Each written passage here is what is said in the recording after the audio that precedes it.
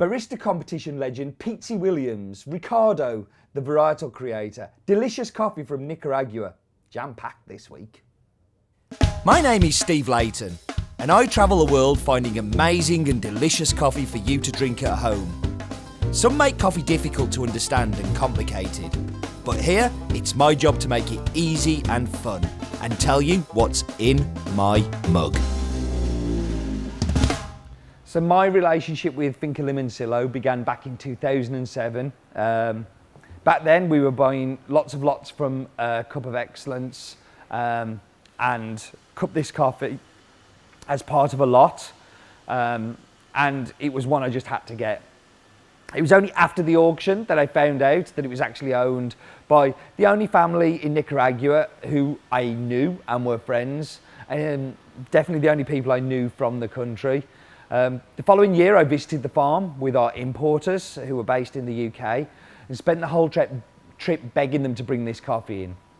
Eventually they caved in because I'm pretty persistent and pretty pester friendly, and they did bring that in for us. And this setup worked well for a couple of years, but after a couple of years the importers decided that it wasn't really working with them for working with the family, but for lots of other reasons other than cup quality.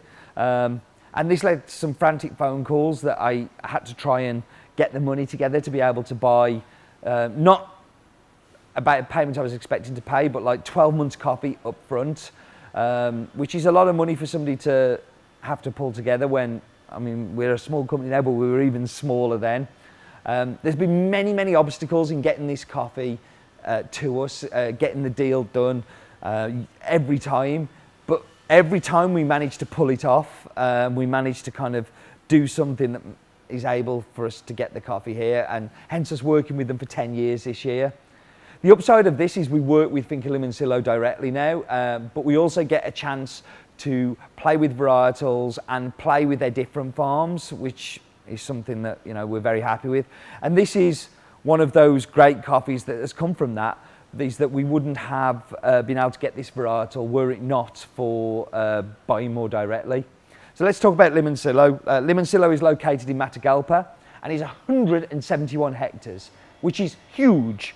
It's situated in the most beautiful location, which has 9 waterfalls within the farm, and is owned by the Moresh family. And I've already said they're good friends, but they're also well-respected producers in Nicaragua, well known for their experimental processing, their amazing varietal work, and the exceptional coffee. And the fact that the family are friends helps us drill down into the details of what they do for the people who work for them. And it means that we have this constant information backwards and forwards. And I'm fairly sure that good people grow good coffee. Like, these are the things that they do. So for instance, they pay their staff 30% more than is the typical minimum wage in Nicaragua. They provide free housing for 60 of the families. They provide free electricity and running water for the homes. Electricity which is provided by hydroelectric generators from the waterfalls. They provide free food for all workers. They provide free daycare facilities to families to use. They provide free healthcare facilities. They employ an on-site teacher who educates not only the children, but educates the staff who work there in things like pottery and weaving and life skills. And their goal is to help diversify their skills. The teachers who are there are also paid twice the wage that they would receive if they were working in the city. Lots of figures thrown at you, but all I want you to take away from it is, like, these are amazing people who I just absolutely adore working with and feel like I've become part of their family as well. We're going to do a cupping, but I'm joined by Pete Williams. Hello, Pete. Hello, hello. What are you doing here? I am training Dale to be a pony. My thoroughbred. Thoroughbred, yeah. My thoroughbred show pony. Whipping him into shape right. For this year's WBC. How's that going? Better than I expected. Yeah? Yeah, we're achieving. Okay, achieving is good. By the time this goes out, by the way, they know whether you've achieved or not. Oh, no. Yeah, so you could just look a complete fool now. Yeah. All right, well, he got disqualified. He's terrible. Well, when we record 3 of them, we go, he was great. He was great. He was terrible. He let me down. He was average. He let me down. Good. We'll just splice it in whichever one fits. But no, the reason I've got you on here, you're hanging around helping Dale, but we're using got a coffee this week that you know a little bit about. I do. So, well, the varietal is Ethiosar.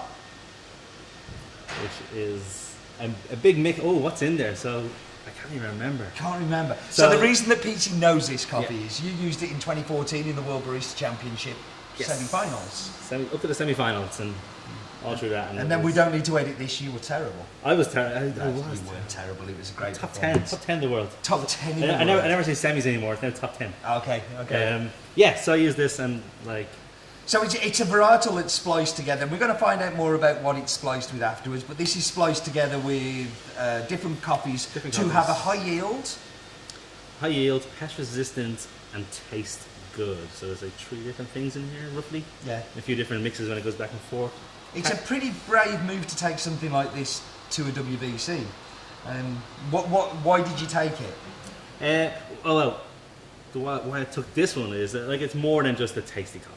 Yeah. You know, it's someone trying hard to change the future of coffee, and like my chance to be involved in that, help someone to kind of like push it forward and say like this exists and people are doing this work.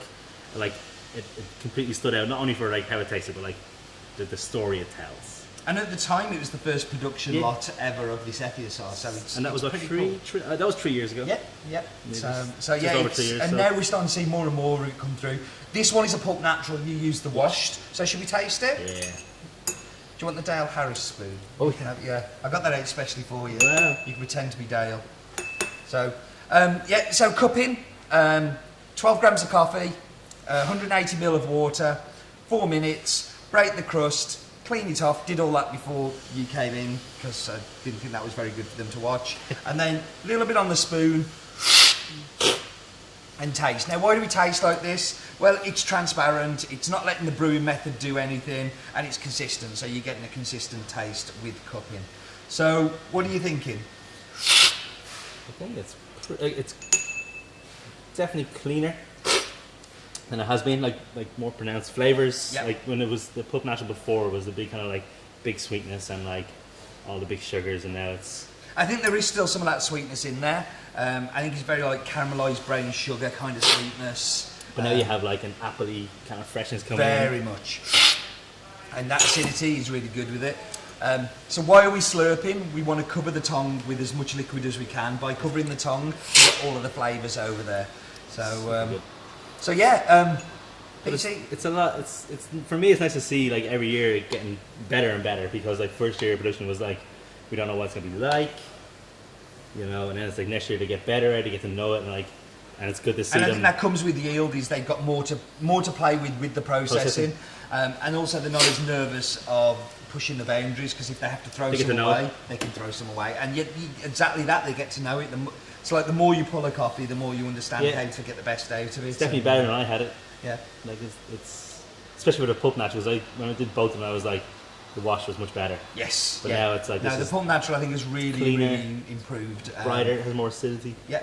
And it's also great that it has such a high yield for the farmers as well using it, so they can, like on the same amount of land, they can get more yield from it. 40% more. Yeah. It's the future. It's the future. And low growing. Yeah. What was this? What's this one at though? This one's about 1,100 metres, I think. So, yeah. Peachy, thank you for joining me. And we're going to play through, and it's kind of nice to have a blast from the past, because you've been on some previous ones. I've been on some previous ones, yeah. Some that never even made it to film. I looked a lot better in them ones, a lot younger. Yeah, mate, hello. I'm inspiring. Yeah? Yeah. Well, like, I look a lot younger in them as well. It was our 9-year birthday last 5-6 weeks ago, and yeah, looking better now. Go look at the first one, it's amazing. I've seen it. Thank you very much. Yeah, thank you.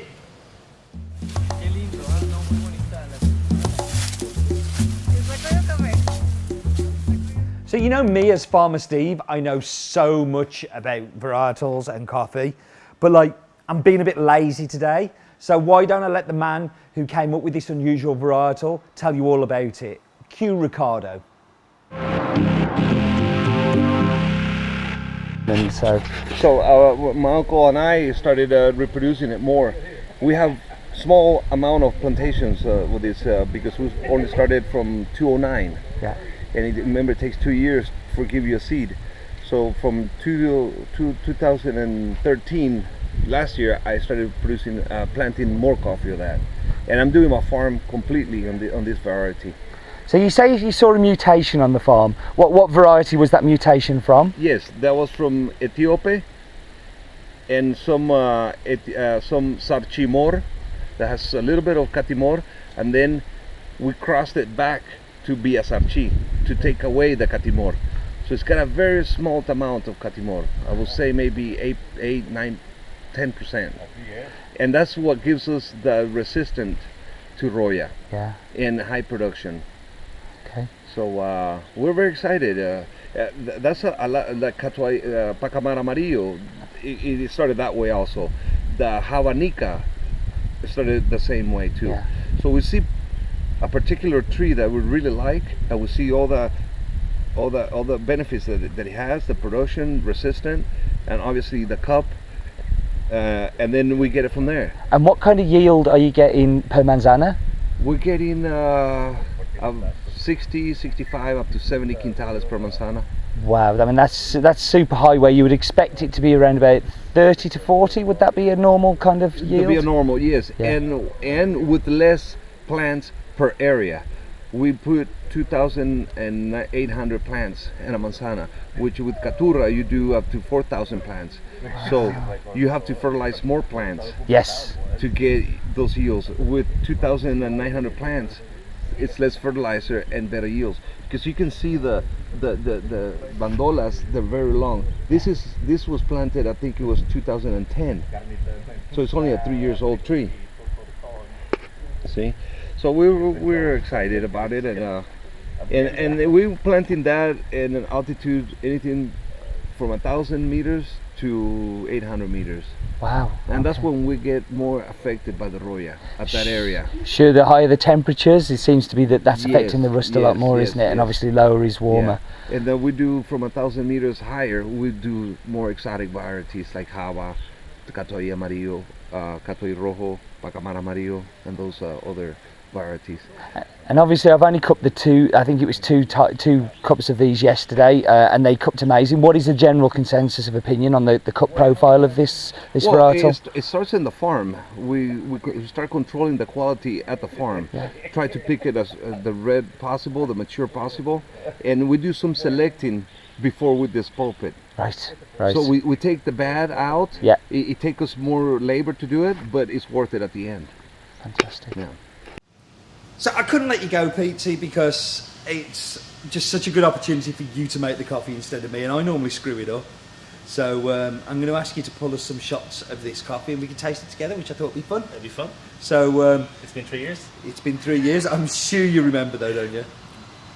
We'll figure out in a few minutes. Should we get Dale to come and watch you do it so he can say, "You're doing that wrong. You're doing this wrong." Timer. Yeah, Timer. with a timer and a clipboard. But no, if you go and make the coffee for us, PT, we're going to have a montage.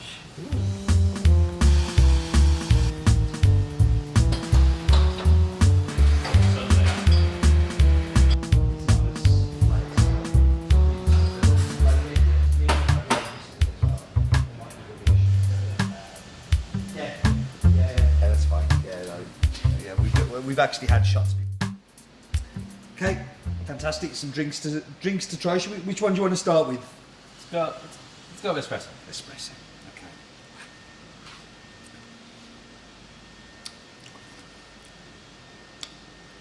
From the cupping to this, the acidity kind of ramps up a lot, doesn't it? In the espresso, Goes up. So like it's a lot brighter. super juicy apples now. Yeah, it's much more like the washed version that you did compete with. Yeah, Back in the day, I think yeah. that's like the processing over the years has Yeah. become like cleaner, better, and overall now I want to try the washed. Yeah, I know. But yeah, now it's like toffee apples. Yeah. After that caramel comes in the second one. And this is a flavour that I find a lot in all of the Maresh farms, is this kind of toffee apple flavour. And Good, it really good is acidity with like good nice acidity with a sweetness. really nice caramel kind of brown sugar sweetness. What's happened to your milk, Pete? You're out of practice. I am mate. out of practice. That's a frothy coffee. Frothy coffee and take two. Yeah. But it's still tasty.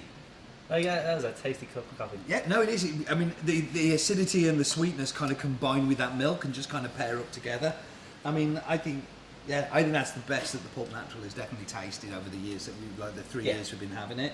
And as you say, I think that does come down to improved processing year on year, and just learning more about the varietal and how best to work with it. It's I'm excited to see what, like, when it gets out there to other people, it's going to be super good. Yeah. They're kind of like, that's why I like this coffee. It's like, what's to come? Well, we were talking off camera, weren't we, about that Alejandro from Finca Argentina has he's got given some seeds by the Maresh family to plant, and we've got. Is he the first person to grow it other than them? No, because there's some in Bolivia as well. So there's some of the seeds are in Bolivia at the moment. So all the people I work with, kind of like introduced to Maresh, or they met Maresh like before. Yeah, and so so like, yeah, give us his number. Exactly. So like the Yellow Pacamara, Alejandro's planted in Argentina, and also the Yellow Pacamara is now going to be at El Limon as well. So now we get to see country by country the differences that happen to it. Exactly. So I think we're going to hear a lot more about Ethiosar, and I think you can say that you were the very first on that road. You were the first barista to compete with it ever. I'll be super happy if it goes on to compete more, and I'll be like, I was there first. You were the first. That's good. Fantastic. Again, thank you for joining me, Thanks for having Pete. me. Thank you guys for watching, and do remember. Do you know what happens now? Oh, is it the map bit? No. Please say it's the map bit. No, Mapic's dead. Life's too short for bad coffee. Oh, come on, Pete.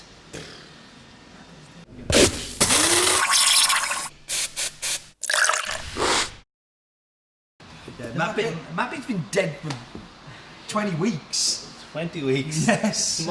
We killed it on 450. Terrible. It's only because they took away my singing bit from it. Yeah. Like, Map it.